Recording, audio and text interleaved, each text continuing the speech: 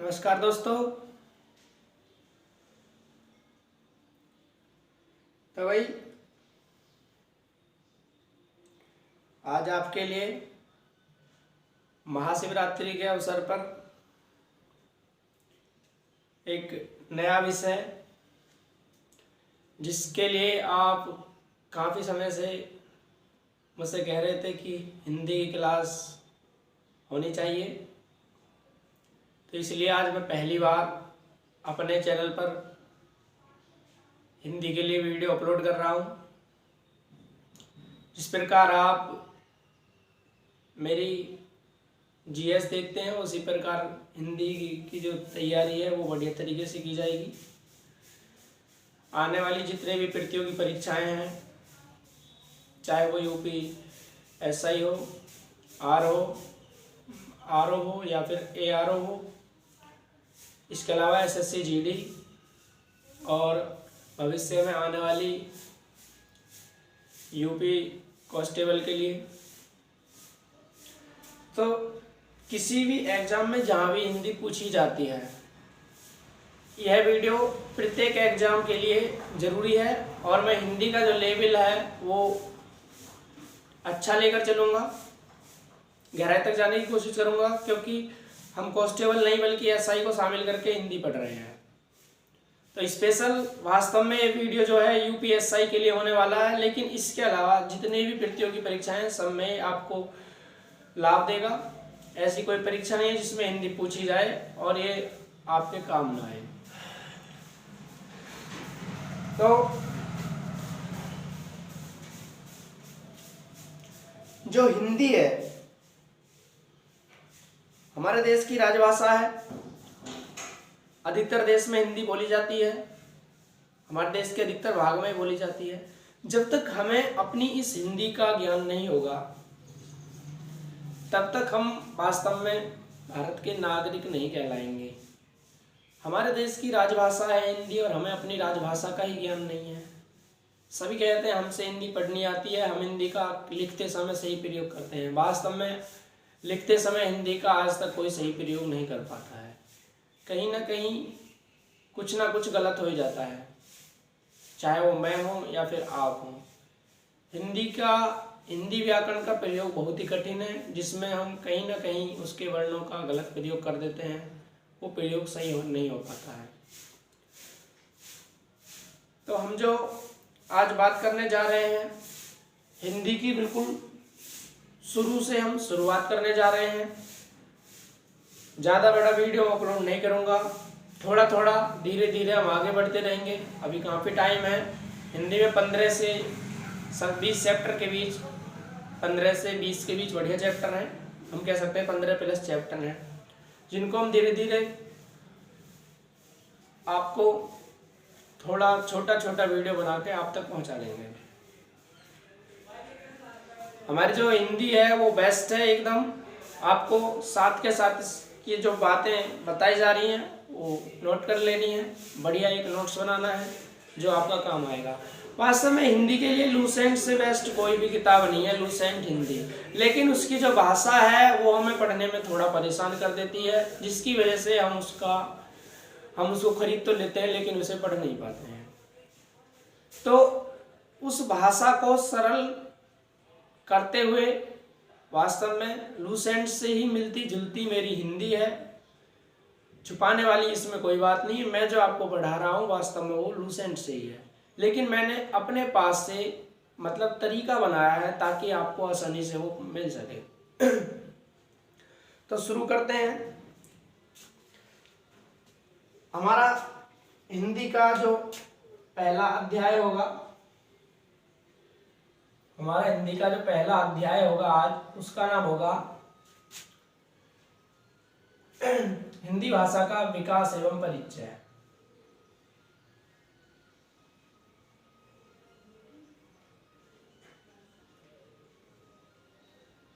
हिंदी भाषा का विकास एवं परिचय।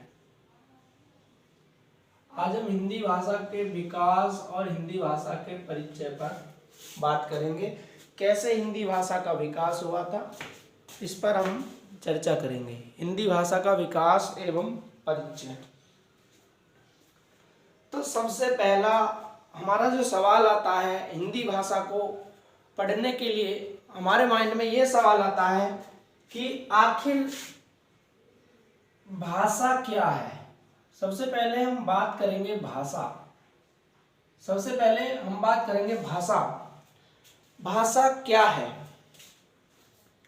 हमारा पहला मुद्दा होगा कि भाषा क्या है, किसे हम भाषा कहेंगे।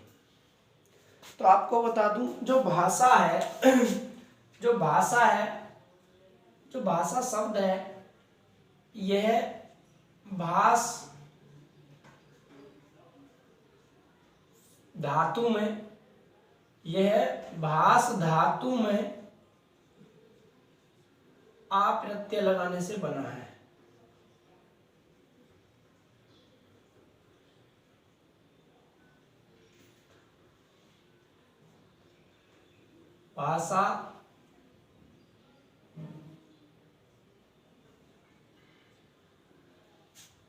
भाषा जो शब्द है, यह भाष धातु में आ प्रत्यय लगाने से बना है। धातु क्या होता है? धातु कोई भी होता है, धातु जो होता है वो मूल भाषा होता है। धातु मूल भाषा होती है। मूल भाषा किसे कहते हैं हम? संस्कृत को। धातु सदैव मूल भाषा के रूप में पाई जाती है। और मूल भाषा किसे कहते हैं हम? मूल भाषा जो कहते हैं वो संस्कृत को कहते हैं। तो हम इसको साधारण भाषा में ऐसे समझ सकते हैं कि भाषा संस्कृत के भाष नामक धातु में आ प्रत्यय लगाने से बनता है। भाषा शब्द संस्कृत के भाष धातु में आ प्रत्यय लगाने से बना है। इस भाषा शब्द का जो अर्थ होता है, वो होता है विचार प्रकट करना। भाषा शब्द का अर्थ क्या होता है? भाषा शब्द का अर्थ होता है विचार प्रकट करना। अब भाषा शब्द का अर्थ हमें पता चल गया, क्या? विचार प्रकट करना। तो इस भाषा शब्द का अर्थ हमें मालूम होने से हम भाषा की परिभाषा निकाल सकते हैं। भाषा की परिभाषा क्या है? भाषा किसे कहेंगे? तो भाषा की एक साधारण सी परिभाषा है। भाषा की परिभाषा ये है, भाषा की एक साधारण सी परिभाषा है कि हम अपने विचारों के आदान प्रदान करने के माध्यम या साधन को भाषा कहते हैं। हम अपने विचारों के आदान प्रदान करने के माध्यम या साधन को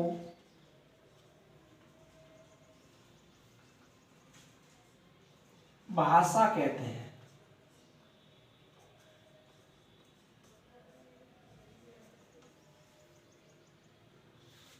ठीक है। हम अपने विचारों के आदान प्रदान करने के साधन को या माध्यम को क्या कहते हैं? भाषा कहते हैं। इसकी हम अपने शब्दों में एक दूसरी और इससे मिलती जुलती परिभाषा दे सकते हैं। कैसे? एक व्यक्ति द्वारा अपने विचारों का आदान प्रदान करना भाषा कहलाता है। व्यक्ति द्वारा अपने विचारों का आदान प्रदान करना भाषा कहलाता है। या अन्य भी एक हम परिभाषा दे सकते हैं, बिल्कुल साधारण सी। विचारों का आदान प्रदान करना ही भाषा है, या विचारों का आदान प्रदान करने वाला साधन ही भाषा है। तो भाषा क्या है? कुल मिला के भाषा का अर्थ क्या निकलता है? विचारों का आदान प्रदान करने वाला साधन या माध्यम भाषा कहलाता है। ठीक है, विचारों का आदान प्रदान करने वाला साधन या माध्यम क्या कहलाता है? भाषा कहलाता है। यह भाषा की परिभाषा।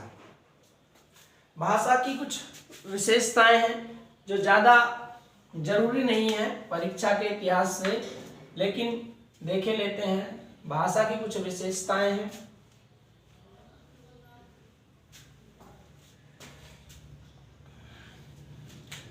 भाषा की विशेषताएं,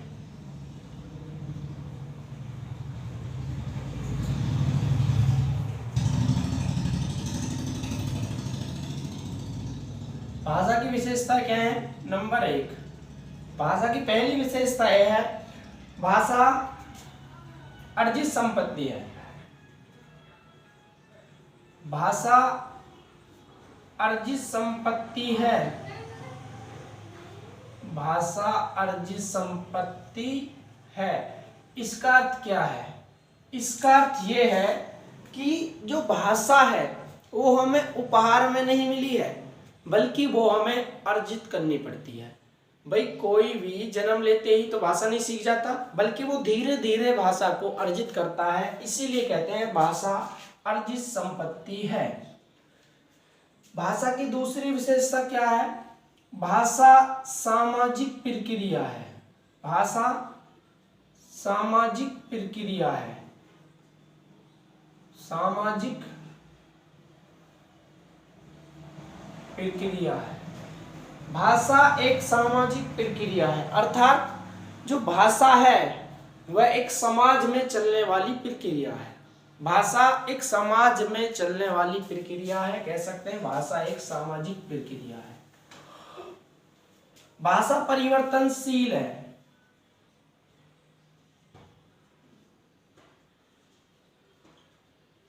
भाषा परिवर्तनशील है। इसका अर्थ यह है, या कह सकते हैं भाषा परिवर्तनशील है, इसमें क्षेत्रीय आधार पर परिवर्तन हो जाता है। इसमें क्षेत्रीय आधार पर परिवर्तन हो जाता है।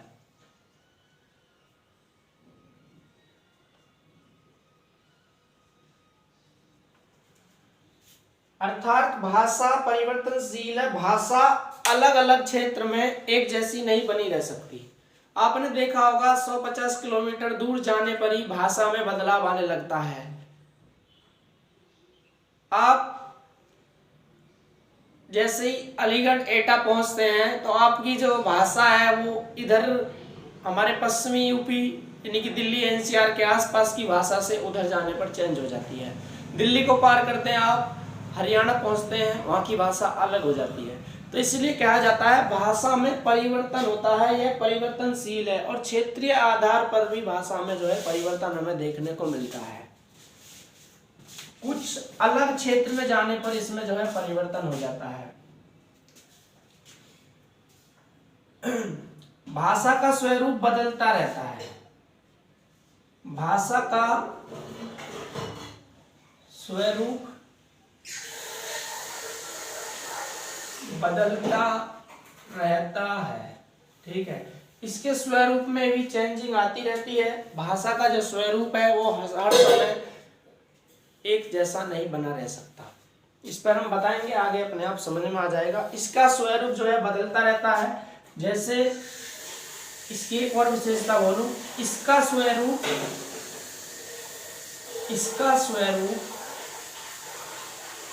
कठिन से सरल की ओर होता है।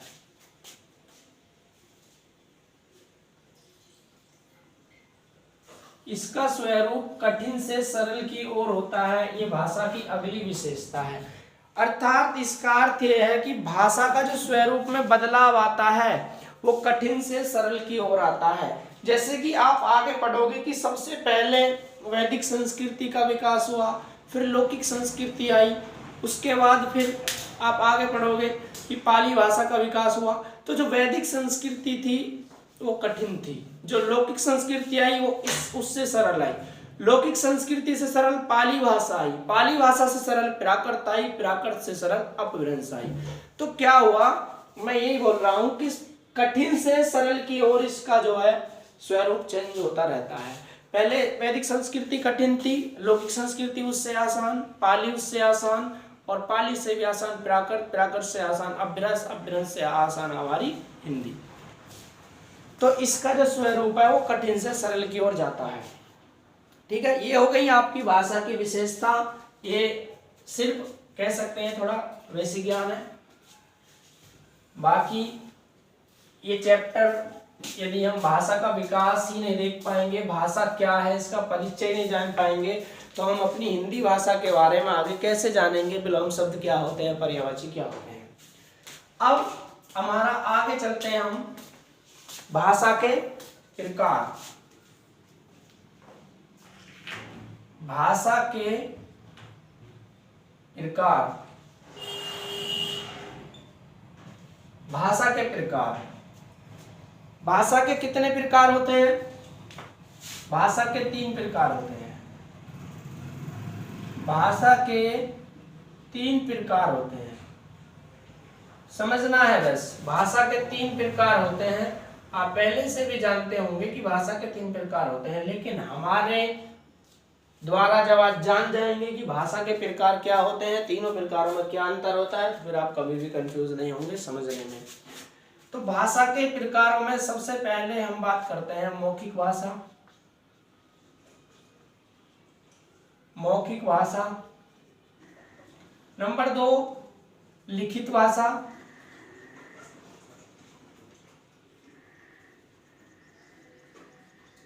नंबर 3 सांकेतिक भाषा।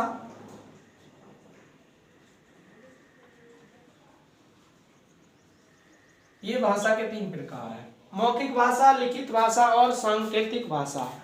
अब हमने भाषा के 3 प्रकार बताए, अब इन पर थोड़ा हम चर्चा कर लेते हैं। मौखिक भाषा क्या होती है, लिखित भाषा क्या होती है और सांकेतिक भाषा क्या होती है। सबसे पहले बात आती है मौखिक भाषा की।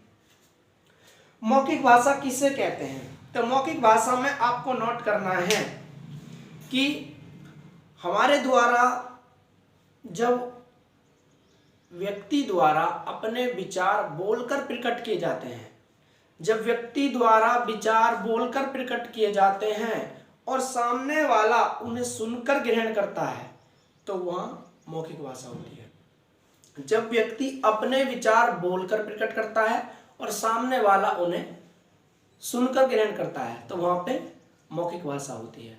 ठीक है, मैं बोल रहा हूं, अभी तो फिलहाल बोल रहा हूं, लिखा भी है मैंने, अभी तो मैं बोल रहा हूं और आप अभी सुन रहे हैं, लिखा तो नहीं, आप अभी सुन रहे हैं। तो मैं बोल रहा हूं और आप सुन रहे हो, तो क्या हुआ, मैं अपने विचारों को बोलकर प्रकट कर रहा हूं और आप सुनकर ग्रहण कर रहे हैं। तो यहाँ पे कैसी भाषा है? यहाँ पे मौखिक भाषा है। ठीक है, जब व्यक्ति अपने विचारों को बोलकर प्रकट करे और सामने वाला व्यक्ति उन्हें सुनकर ग्रहण करे, तो वहां पर मौखिक भाषा होती है। लिखित भाषा, अभी इनके उदाहरण भी देंगे, अभी चर्चा करेंगे इन पे। लिखित भाषा, जब व्यक्ति अपने विचारों को लिखकर प्रकट करे, यानी कि जब व्यक्ति ने अपने विचार बोलकर प्रकट किए तो मौखिक भाषा होगी, लेकिन जब व्यक्ति अपने विचार लिखकर प्रकट करे, वो उच्चारण ना करके अपनी भाषा को कुछ चिन्ह दे दे, कुछ चिन्ह दे दे, तो वहां पे क्या होती है? लिखित भाषा होती है। जब व्यक्ति अपने विचारों को लिखकर प्रकट करे और सामने वाला व्यक्ति उन्हें पढ़कर ग्रहण करे। मैंने मान लो ये लिखा है लिखित भाषा, अब आप क्या करोगे? मैंने तो बोला नहीं लिखित भाषा, मैंने ऐसे लिख दिया, मैं कहूँगा देखो क्या लिखा है बताओ, तो आप क्या करेंगे? आप इस लिखित भाषा को पढ़ेंगे और पढ़कर ही तो आपको पता चलेगा मैंने क्या लिखा है। तो मैं यही कह रहा हूं, जब व्यक्ति अपने विचारों को लिखकर प्रकट करे और सामने वाला व्यक्ति उन्हें पढ़कर ग्रहण करे, तो वहां पर लिखित भाषा होती है। आपने पढ़ा तभी तो आपने ग्रहण करे, तभी तो आपको विचारों के बारे में पता चला कि मेरा विचार क्या है, मैंने क्या लिखा है, तो ये लिखित भाषा होगी। सांकेतिक भाषा, जब व्यक्ति अपने विचारों को ना तो बोलकर प्रकट करे और ना ही लिखकर प्रकट करे, जब व्यक्ति अपने विचारों को ना तो बोलकर प्रकट करे और ना ही लिखकर प्रकट करे, बल्कि वह कुछ इशारों और संकेतों के माध्यम से अपने विचारों को प्रकट करे, वहां पर सांकेतिक भाषा होती है। दोबारा सुन लो, जब व्यक्ति अपने विचारों को ना तो बोलकर प्रकट करे और ना ही लिखकर प्रकट करे, बल्कि अपने विचारों को कुछ संकेतों और इशारों के माध्यम से प्रकट करे, तो वहां पर सांकेतिक भाषा होती है। ठीक है, जैसे मैंने आपसे इशारा कर दिया ये, ठीक है। अभी हम इस पर विस्तार से चर्चा करेंगे, समझ में आ जाएगा। जब इशारे या संकेत में कोई बात हो रही है तो सांकेतिक भाषा, कोई बात हमने लिख दी और सामने वाले ने पढ़ कर ग्रहण करी तो लिखित भाषा, और कोई मैं अपने विचार बोल रहा हूँ, मैं अपने विचार बोलकर प्रकट कर रहा हूँ, आप सुनकर ग्रहण कर रहे हैं, तो वहाँ पर मौखिक भाषा होती है। ठीक है, जो मौखिक भाषा है, जो ये मौखिक भाषा है, ये सबसे सरल है। मौखिक भाषा सबसे सरल है। ठीक है, सवाल आ सकता है कौन सा प्रकार भाषा का सबसे सरल है, तो मौखिक भाषा सबसे सरल है। सांकेतिक भाषा सबसे कठिन है। कौन सा भाषा का प्रकार सबसे कठिन है? सांकेतिक भाषा सबसे कठिन है। और लिखित भाषा सरल भी है, सरल भी है तथा कठिन भी है। लिखित भाषा सरल भी है और कठिन भी है। ठीक है, ये मध्यम वर्ग की है, ये सरल भी है कठिन भी है। अभी बताऊंगा सरल क्यों है कठिन क्यों है। ठीक है, तो सबसे पहला यही बात है कि मौखिक भाषा सबसे सरल है, ये सरल क्यों है। पहले मैं आपको बता दूं, सबसे ज्यादा जो प्रचलित भाषा है वो मौखिक है। अकेले भारत की बात नहीं कर रहा, सबसे ज्यादा व्यक्ति अपने जो विचार प्रकट करता है इन भाषा के तीनों प्रकारों में सबसे ज्यादा इस रूप में प्रकट करता है। सबसे ज्यादा प्रचलित भाषा का प्रकार जो है वो मौखिक है। आपसे पूछा जा सकता है कि सबसे ज्यादा प्रचलित भाषा कौन सी है? मौखिक भाषा है। ठीक है, सबसे सरल भाषा कौन सी है? मौखिक भाषा है। अब सवाल यह है मौखिक भाषा सरल क्यों है? ऐसा क्या है कि मौखिक भाषा सरल है? तो मौखिक भाषा भाइयों सरल इसलिए है, ध्यान से सुनना, कि जब हम अपने विचारों को उच्चारित करते हैं या वर्णों को उच्चारित करते हैं तो सामने वाला व्यक्ति हमारे विचारों को आसानी से सुन लेता है और वो समझ जाता है। जब हम अपने विचार वर्णों के माध्यम से उच्चारित करते हैं तो सामने वाला व्यक्ति उन्हें आसानी से जो है समझ जाता है। मैं कोई विचार प्रकट कर रहा हूं तो आप उन्हें आसानी से समझ पा रहे हैं। ठीक है, दूसरी बात हम अपने शब्दों में कह सकते हैं कि जब हम अपने विचारों को उच्चारित करते हैं या बोलकर प्रकट करते हैं तो सामने वाले व्यक्ति के समझ में वो आसानी से आ जाते हैं, चाहे वो व्यक्ति शिक्षित हो या ना हो। समझने वाली बात है। मौखिक भाषा के जो विचार हम प्रकट कर रहे हैं मौखिक भाषा में, वो सामने वाले के समझ में आसानी से आ जाते हैं, चाहे वो आपका पढ़ा हुआ हो या फिर ना हो। जैसे मैंने किसी व्यक्ति से पूछा या मैंने किसी व्यक्ति से कहा आप कहाँ जा रहे हैं, तो वो समझ जाएगा और मुझे तुरंत जवाब देगा, आसानी से समझ सकता है। वो बता देगा मैं उस स्थान पर जा रहा हूँ। ठीक है, मैंने किसी से पूछा भाई आप कहाँ जा रहे हैं, आप कहाँ रहते हैं, तो आसानी से समझ जाएगा। जरूरी नहीं कि वो पढ़ा हुआ हो। भाई कोई व्यक्ति पढ़ा हुआ हो या ना हुआ हो, सब इसका जवाब दे देंगे। चाहे वो बिल्कुल भी पढ़ा हुआ नहीं सही, वो कह सकता है कि मैं उस जगह पे जा रहा हूँ, तो उसने मेरे विचार आसानी से समझ लिए। हालांकि वो पढ़ा लिखा नहीं है, वो बिल्कुल अनपढ़ व्यक्ति है और मैंने उससे पूछा आप कहाँ जा रहे हैं, तो उसने मेरे विचार आसानी से समझ लिए। उसने कहा मैं उस स्थान पर जा रहा हूँ। हम कहें और बहुत सारे उदाहरण मैं आपको देकर समझाऊंगा। आगे वाली पर चर्चा करते हैं। लिखित भाषा। लिखित भाषा सरल भी है और कठिन भी है। लिखित भाषा सरल भी है कठिन भी है। हम सबसे पहले सरल देखते हैं। लिखित भाषा सरल क्यों है? लिखित भाषा सरल उनके लिए है जो उस भाषा से परिचित हैं, जो उस भाषा के बारे में जानते हैं, लिखना जानते हैं, पढ़ना जानते हैं। उनके लिए लिखित भाषा क्या है? सरल है। दोबारा सुन लो। लिखित भाषा उनके लिए सरल है जो उस भाषा के बारे में लिखना जानते हैं, पढ़ना जानते हैं, या कह सकते हैं जो उस भाषा से परिचित हैं। और उनके लिए कठिन है। कठिन किन के लिए है? कठिन उनके लिए है जो उस भाषा के बारे में लिखना या पढ़ना नहीं जानते, जो उस भाषा से अपरिचित है। अर्थात लिखित भाषा उनके लिए तो सरल है जो उस भाषा से परिचित हैं, और उनके लिए कठिन है जो उस भाषा से अपरिचित हैं। जैसे आप हिंदी भाषा से परिचित हैं, आपको हिंदी भाषा कितनी सरल लगती है। कुछ लोगों को इंग्लिश बहुत कठिन लगती है। क्यों? वास्तव में मुझको भी लगती है, मुझ पे इंग्लिश आती नहीं। क्यों लगती है? क्योंकि हम हिंदी जो है, हिंदी से तो हम परिचित हैं, परंतु इंग्लिश से हम पूरी तरह से परिचित नहीं हैं, इसलिए हमें इंग्लिश कठिन लगती है। तो लिखित भाषा कठिन भी है, सरल भी है। क्यों कठिन है? जिन लोगों पे इंग्लिश आती है उनको इंग्लिश आसान लगती है, क्योंकि वो लोग उससे परिचित हैं, वो लिखना जानते हैं, उसे पढ़ना जानते हैं, तो उनके लिए तो आसान होगी। और हम इससे अपरिचित हैं तो हमारे लिए क्या होगी? हमारे लिए कठिन होगी, क्योंकि हमसे ये आती नहीं है। ओके। सांकेतिक भाषा सबसे कठिन है। सांकेतिक भाषा सबसे कठिन क्यों है? पहली बात, सांकेतिक भाषा कठिन इसलिए है, साधारण सी बात है कि इस भाषा में जो बात होती है ना तो हम लिख कर कह सकते हैं, ना ही बोल कर कह सकते हैं। इस भाषा में जो बात होती है वो इशारों में होती है, संकेतों के माध्यम से होती है।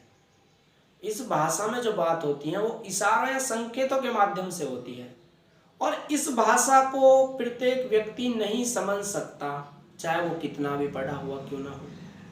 इस भाषा को प्रत्येक व्यक्ति नहीं समझ सकता, चाहे वो कितना भी पढ़ा हुआ क्यों ना हो। क्यों? क्योंकि इस भाषा को वो ही व्यक्ति समझ सकता है जिस व्यक्ति ने संकेत करा है, और उन संकेतों के बारे में दूसरा व्यक्ति या सामने वाला व्यक्ति पहले से ही परिचित हो। जैसे मैं कोई संकेत कर रहा हूं, मैंने आपको पहले बता दिया कि मैं आप एक उंगली उठाऊंगा, इसका अर्थ आप ये समझ लेना। अब आपको तो मैंने बता दिया, लेकिन क्या दूसरे किसी व्यक्ति को पता है कि एक उंगली का मेरा अर्थ ये होगा? नहीं पता ना। तो इसीलिए सांकेतिक भाषा सबसे कठिन इसलिए है कि जिस व्यक्ति को पहले इन संकेतों के बारे में परिचय करा दिया गया, वो तो इसको समझ जाएगा, लेकिन जिसको इसके बारे में सूचित नहीं किया गया वो इसका अर्थ कुछ और निकाल देगा। दूसरी बात, सांकेतिक भाषा के कठिन होने का एक कारण और है। सांकेतिक भाषा में जो संकेत दिए जाते हैं उनका अर्थ अलग अलग स्थानों पर अलग अलग होता है, या किसी अलग विषय पर हम उनका अलग प्रयोग करते हैं। जैसे मैं आपको उदाहरण दूं, आप जागरण वगैरह में जाते हैं, भजन कीर्तन होते हैं, तो जब भजन कीर्तन होते हैं, जब आप भजन में पूरे खो जाते हैं, लीन हो जाते हैं, तो आप ऐसे करके तालियां बजाते हैं ना, ऐसे करके। ठीक है, तो यहाँ पे आप तालियां किस अर्थ में बजा रहे हैं?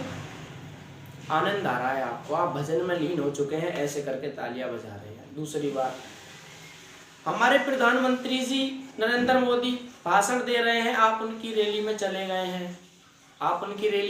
हैं, वो वहाँ पे भाषण दे रहे हैं। सांकेतिक भाषा में बात कर रहा हूँ मैं। अब उनके भाषण से खुश होकर आपने खुशी में, अभी आनंद आ रहा था आपको, आनंद, तब तालियां बजाई। ठीक है, अब आपने क्या करा? आपने खुशी होकर और आपने फिर ऐसे तालियां बजाई। ठीक है, अब यहाँ पे तालियों का अर्थ क्या है? यहाँ पे तालियों का अर्थ भजन में लीन होना नहीं है, यहाँ पे तालियों का अर्थ अलग है। ठीक है, सांकेतिक भाषा के जो संकेत होते हैं वो अलग अलग जगह पे अलग अलग अर्थ निकालते हैं। दूसरी बात, अभी आपका कोई मित्र है, मित्र को आपने पहले ही बता दिया, मित्र के पिताजी उसको खेलने नहीं जाने देते हैं। ठीक है, वो कहते हैं बेटा पढ़ लो, खेलने मत जाओ। आपने मित्र को सूचित, आपने मित्र से मुलाकात करी और मित्र ने आपसे कहा कि भाई मेरे जो पिताजी हैं वो मुझसे मना करते हैं खेलने के लिए, इसीलिए एक काम करना, तुम शाम को मेरे पास आना और तालियां बजा देना, ऐसे करके ताली मार देना और मैं एकदम 9-11 हो जाऊंगा, मैं भाग आऊँगा। ठीक है, पिताजी को नहीं पता चलेगा, क्योंकि पिताजी से यदि आप कहोगे खेलने चल रहे हैं तो पिताजी मना करेंगे, इसीलिए तुम संकेत देना ताली का, और ताली से मैं 9 2 11 हो जाऊंगा। तो यहाँ पे हमने क्या करा, यहाँ पे हमने किसी को बुलाने के लिए ताली मारी है, ठीक है, किसी को बुलाने के लिए हमने यहाँ पे ताली मारी है। तो यहाँ पे जो ताली बजाई गई हैं, 3 मैंने उदाहरण दिए हैं, तीनों तालियों को बजाए जाने का अर्थ जो है अलग अलग है, तीनों तालियों को बजाए जाने का अर्थ जो है यहाँ पे अलग अलग है। अब हम बात करते हैं, हमने बात कर ली आसान सरल क्यों है, ठीक है। अब इनके हम कुछ उदाहरण देख लेते हैं, इनके कुछ हम उदाहरण देख लेते हैं। जैसे मौखिक भाषा, मौखिक भाषा के उदाहरण क्या दें, जैसे आप रेडियो से समाचार सुन रहे हैं, ये यूपीएससी के सवाल बन सकता है कि रेडियो से समाचार सुनना किस भाषा का उदाहरण है, तो आपका उत्तर होगा मौखिक भाषा का उदाहरण, क्योंकि रेडियो से अपने विचार प्रकट किए जा रहे हैं, रेडियो से विचार प्रकट किए जा रहे हैं, समाचार सुनाए जा रहे हैं, और आप उन्हें सुनकर ग्रहण कर रहे हो। क्या आप समाचारों को पढ़कर ग्रहण कर रहे हो? नहीं ना। तो जब विचार बोलकर प्रकट किए जाएं और हम सुनकर प्रकट किए जाएं तो कैसी भाषा होगी? मौखिक भाषा। रेडियो से समाचार आ रहे हैं आपके कानों तक, आप उन्हें सुनकर ग्रहण कर रहे हैं, तो यहाँ पे होगी क्या? मौखिक भाषा। इसके अलावा नेताजी भाषण दे रहे हैं, तो क्या आप भाषणों को पढ़ के ग्रहण कर रहे हैं या सुन के ग्रहण कर रहे हैं? सुन के ग्रहण कर रहे हैं ना, तो यहाँ पे कौन सी भाषा होगी? जब भी हम किसी बात को सुनकर ग्रहण करते हैं तो वहां पे मौखिक भाषा होती है। सामने वाला बोलकर ग्रहण कर रहा है, हम सुनकर ग्रहण कर रहे हैं, तो कैसी भाषा होगी वहां पे भाइयों? में जो होगी मौखिक भाषा होगी, ठीक है। इसके अलावा और भी बहुत सारे उदाहरण हो सकते हैं। मोबाइल फोन पे बात करना, आप अपने मित्र से मोबाइल फोन पे बात कर रहे हैं तो कैसी भाषा है? मौखिक भाषा है, ठीक है। आप 2 मित्र राम और श्याम पास में बैठकर अपने प्रत्यक्ष रूप से विचारों को प्रकट कर रहे हैं, बोल रहे हैं कि भाई मैं तो ये बनना चाहता हूँ अपनी लाइफ में, मैं तो ये बनना चाहता हूँ, तो कैसी भाषा होगी? मौखिक भाषा होगी, ठीक है। लिखित भाषा के हम थोड़े उदाहरण देख लेते हैं। लिखित भाषा, लिखित भाषा की क्या परिभाषा है? जब हम अपने विचारों को कुछ चिन्ह देकर लिखते हैं या लिखकर प्रकट करते हैं और सामने वाला उन्हें पढ़कर प्रकट करता है, तो कैसी भाषा होगी? लिखित भाषा होगी, ठीक है। जैसे पुस्तकें, पुस्तकों में सबसे पहले प्रस्तावना लिखी होती है, लेखक अपने शब्द लिख देता है कि आप पूरी पुस्तक को ना पढ़कर पहले प्रस्तावना को पढ़ो, प्रस्तावना क्या कहती है। तो प्रस्तावना में लेखक अपने विचार प्रकट करता है। प्रस्तावना में मान लो कोई ये शब्द लिखा हुआ है कि यह पुस्तक जो है सभी प्रतियोगी परीक्षाओं के लिए उपयोगी है, तो क्या लेखक ने बोला है, जिसने पुस्तक लिखी है राइटर ने, क्या उसने ऐसा बोलकर कहा है कि यह पुस्तक सभी प्रतियोगी परीक्षाओं के लिए उपयोगी है? नहीं बोला ना। आपको कैसे पता चला? उसने लिखित भाषा में ये दिया था, और हमने अपने उसके जो विचार हैं वो कैसे ज्ञान प्राप्त करें? हमने उसके विचार कैसे जाने? पढ़कर जाने। तो जब कोई भी बात लिखित है और हम उसे पढ़कर ग्रहण करते हैं, भाई लेखक ने लिखा यह प्रतियोगी परीक्षाओं के लिए पुस्तक जरूरी है, आवश्यक है, लाभदायक है, तो उसने बोला तो नहीं आपके कान में, लिखा ना, तो लिखा हुआ आपने पढ़कर ग्रहण करा, और जैसे ही पढ़कर ग्रहण करा तो क्या हुआ? इसे बोलेंगे हम लिखित भाषा। पुस्तकें, समाचार पत्र, आप अखबार पढ़ते हैं, न्यूज़पेपर पढ़ते हैं, तो क्या होता है? उसमें जो भाषा होती है वो लिखित भाषा होती है। आप पढ़कर ही तो उसके जो खबर आती हैं उनको आप पढ़कर तो ग्रहण करते हैं, तो कैसी भाषा होगी? ये लिखित भाषा होगी, ठीक है। सांकेतिक भाषा, सांकेतिक भाषा के उदाहरण मैं आपको दूं। सबसे पहला उदाहरण है, आप क्रिकेट मैच देखते हैं। क्रिकेट मैच में जब कोई खिलाड़ी खेल रहा होता है, अचानक जब गेंदबाज ने बॉलिंग की तो वो आउट हो गया, तो जो एम्पायर होते हैं, एम्पायर क्या करते हैं? इशारा करते हैं आउट का। क्या जितने भी दर्शक होते हैं एम्पायर उनको बोलते हैं आउट हो गया? क्या एम्पायर बोलते हैं?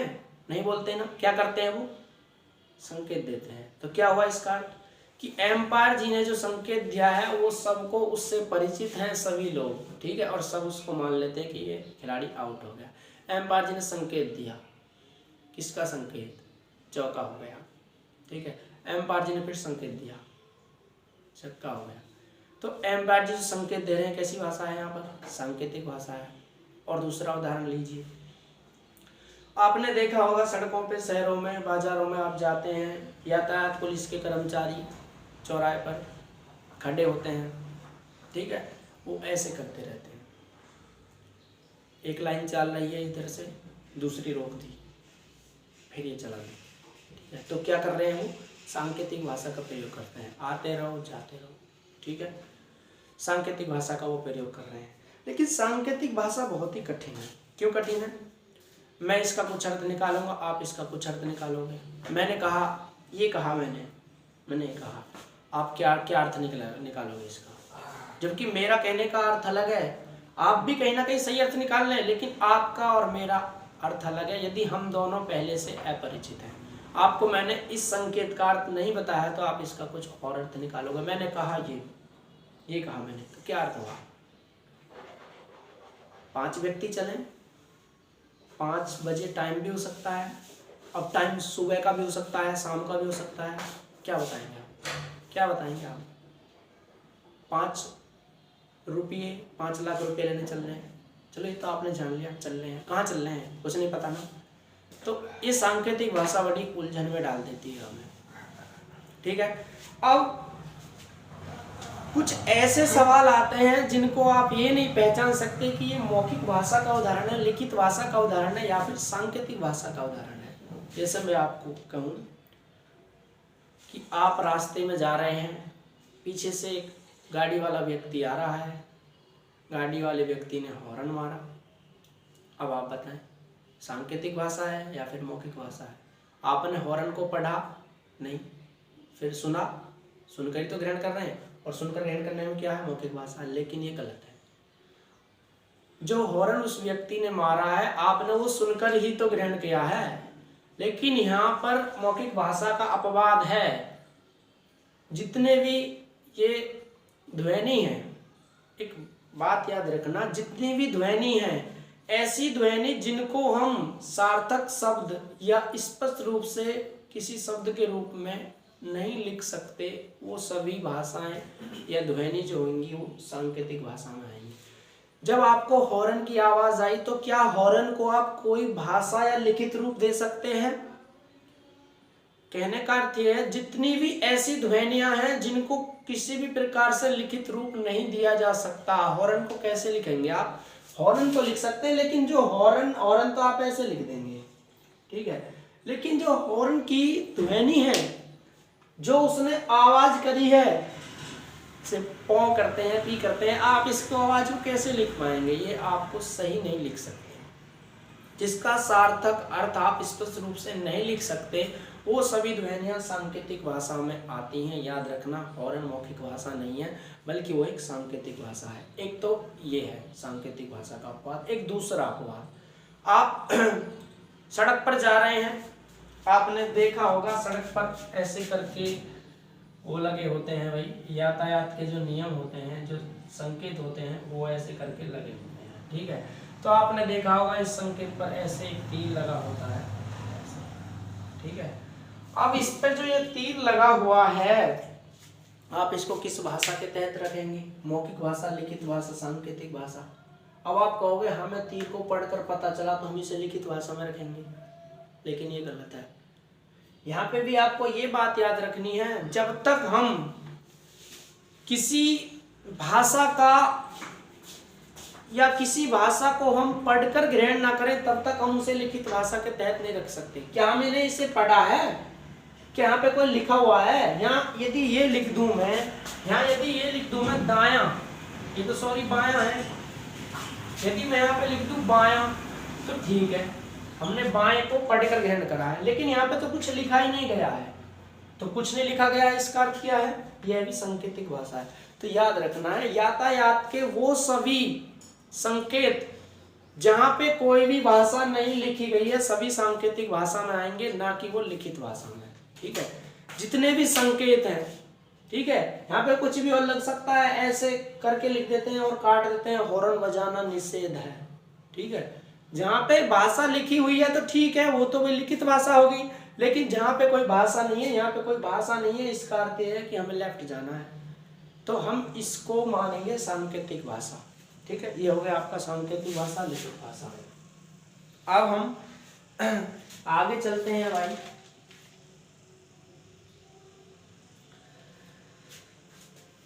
जिन्हें हम पढ़ लेते हैं वो लिखित भाषा में हो जाएंगे, और जिनको हम लिख सकते हैं वो मौखिक भाषा में हो जाएंगे, जितने भी संकेत हैं। जैसे हॉर्न बजाया, हॉर्न की आवाज को हम क्या कोई स्पष्ट वो दे सकते हैं, सार्थक शब्द दे सकते हैं? नहीं दे सकते, तो ये क्या होगा? ये सांकेतिक भाषा होगा।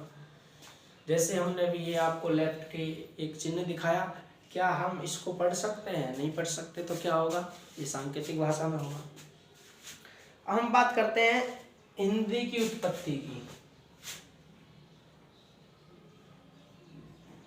हिंदी की उत्पत्ति, ठीक है। हिंदी की उत्पत्ति में हमारा पहला जो बात होगी, सबसे पहले हिंदी के नामकरण को लेकर होगी। हिंदी भाषा का नामकरण,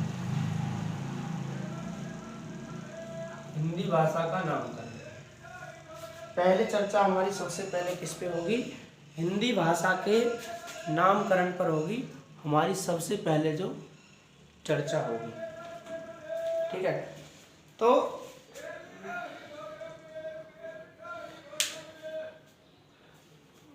हिंदी भाषा, सबसे पहला सवाल आता है हिंदी भाषा का नामकरण या हिंदी शब्द। जो हिंदी शब्द है, हिंदी शब्द किस भाषा का शब्द है? ठीक है, हिंदी किस भाषा का शब्द है? सबसे पहला प्रश्न ये बनता है, तो आप कहेंगे हिंदी फारसी भाषा का शब्द। हिंदी किस भाषा का शब्द है? हिंदी फारसी भाषा का शब्द है। हिंदी किस भाषा का? फारसी भाषा का। आपको बता दें हिंदी का नामकरण कैसे हुआ है। ठीक है, हिंदी का नामकरण कैसे हुआ है? तो प्राचीन काल में आप जानते होंगे कि जो ईरानी थे वो सिंधु नदी के आसपास व्यापार करने आते थे। जो ईरानी थे वो सिंधु नदी के आसपास व्यापार करने आते थे। जब आप हिस्ट्री पढ़ोगे आगे तो आपको सब कुछ समझ में आ जाएगा। तो जो ईरानियों की भाषा थी वो फारसी भाषा थी। ईरानियों की जो भाषा थी फारसी भाषा थी। सऊदी अरब से इसका धीरे धीरे विकास हुआ था।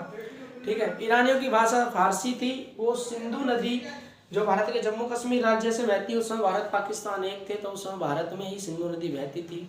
ठीक है, आज पाकिस्तान में अधिकतर भाग है इसका। तो जो ईरानी थे वो भारत व्यापार करने आते हैं, सिंधु नदी के आसपास वो बस जाते हैं और वहाँ पे व्यापार करते हैं। ईरानियों की जो भाषा थी वो फारसी थी। एक बात याद रहे, प्रत्येक भाषा की अपनी वर्णमाला होती है। प्रत्येक भाषा की अपनी वर्णमाला होती है। फारसी की अपनी अलग वर्णमाला है, अरबी की अपनी अलग वर्णमाला है, इंग्लिश की अपनी अलग वर्णमाला है, हिंदी की अपनी अलग वर्णमाला है। जरूर नहीं है कि सभी की, जैसे इंग्लिश की वर्णमाला में आप जानते हैं 26 वर्ड होते हैं, हिंदी की में आप जानते हैं वर्णमाला में 52 वर्ण होते हैं। ठीक है, तो सबकी वर्णमाला में अलग अलग वर्ण होते हैं, उनका अलग अलग अर्थ होता है। ठीक है, तो जो फारसी वर्णमाला है, फारसी वर्णमाला में हमारी जो हिंदी वर्णमाला है, जो हमारी हिंदी वर्णमाला है, जैसे फारसी हमारी हिंदी वर्णमाला में जो स वर्ण आता है, ये वाला जो स वर्ण आता है, हमारी वर्णमाला का जो स वर्ण है या इसका जो अर्थ है फारसी वर्णमाला का जो है वर्ण है उसके समान है। फारसी वर्णमाला का जो है वर्ण है उसके समान है हमारी हिंदी भाषा का स वर्ण। हम कह सकते हैं कि हमारे यहाँ जो से का प्रयोग किया जाता है वहाँ पर से के स्थान पर है का प्रयोग किया जाता है, वहाँ पर से नहीं है। ठीक है, इसी प्रकार हिंदी वर्णमाला का जो ध वर्ण है, ध वर्ण है, हमारी हिंदी वर्णमाला का ध वर्ण है। यहाँ पर इस ध वर्ण के स्थान पर द वर्ण प्रयोग होता है, या कह सकते हैं जरूर नहीं है कि वहां पर वर्ण ऐसे है, लेकिन जो हमारे यहाँ है का अर्थ है, जो हमारे यहाँ है का अर्थ है, उनके वर्ण का अर्थ ये होता है। भाई हमारे यहाँ से का अर्थ है का अर्थ है, ये सभी वर्ण हमारे ही हैं, लेकिन हमारे यहाँ जो से का अर्थ है उनके वहाँ वही अर्थ है का होता है। जो हमारे यहाँ है का अर्थ है ना, उनके वहाँ वह अर्थ हमारे यहाँ के से मिलता जुलता है। या से के लिए प्रयोग करते हैं। मोटे तौर पे ये जान लो कि उनके यहाँ पे हिंदी की जो उनके यहाँ पे जो फारसी वर्णमाला है, हमारे यहाँ से है, उनके वहाँ पे से नहीं है, बल्कि आप ये मान लो कि उनके वहाँ पे है। ठीक है, समझने की आप कोशिश करो कि हमारे यहाँ पे जो से का अर्थ है ना, और हमारे यहाँ पे जो है का अर्थ है, ठीक है, तो वो से के अर्थ के स्थान पर हमारे यहाँ जो है का अर्थ है उसको प्रयोग करते हैं फारसी में। इसी प्रकार हमारे यहाँ जो दह का अर्थ है और हमारे यहाँ जो दह का अर्थ है, दह के अर्थ के स्थान पर वो अपनी फारसी वर्णमाला में दह का अर्थ प्रयोग करते हैं या फिर दह वर्ण प्रयोग करते हैं। ऐसा हम कह सकते हैं कि वो से के स्थान पर है प्रयोग करते हैं और दह के स्थान पर दह प्रयोग करते हैं, जो फारसी वर्णमाला है। तो जब ईरानी सिंधु नदी के तट पर आए, सिंधु नदी के आसपास उन्होंने व्यापार करा, जब वो वहाँ बसे, लंबे समय से वो वहाँ पर रहे, हिंदी का जो नामकरण है वो एक साथ नहीं हो गया, काफी टाइम लगा इसे होने में। तो उन्होंने जो सिंधु नदी थी उन्होंने उसे सिंधु नाम नहीं दिया, सिंधु नाम नहीं दिया। क्यों नहीं दिया? क्योंकि उनके वर्ण में से था ही नहीं, हमारे में तो से है, फारसी में से की जगह पे क्या यूज करते थे वो, हिंदू मतलब है, तो उन्होंने से के स्थान पर है प्रयोग किया, बाकी सब ठीक था। और उनके में दह जो था, इसके स्थान पर वो दह प्रयोग करते थे, तो इन्होंने इसके स्थान पर दह प्रयोग कर दिया। अब क्या हो गया, सिंधु को उन्होंने क्या कह दिया, सिंधु नदी को उन्होंने हिंदू नदी कह दिया, सिंधु नदी को उन्होंने हिंदू नदी कह दिया। और आगे चल के वर्षों बाद जब इसका विकास होता रहा, वो सिंधु नदी को हिंदू नदी कहते रहे, और उन्होंने फिर अपना अर्थ निकाला कि हिंदू नदी जिस देश में बहती है उस देश को उन्होंने नाम दे दिया हिंदुस्तान। इस प्रकार हमारे देश का नाम हिंदुस्तान पड़ता है। ठीक है, सिंधु नदी जिस देश में बहती है उन्होंने इस देश को नाम दे दिया हिंदुस्तान। ठीक है, जिस देश में सिंधु नदी बहती है उसको हिंदू कहा, सिंधु नदी को, और हिंदू जिस देश में ये बहती है उस देश को हिंदुस्तान नाम दे दिया।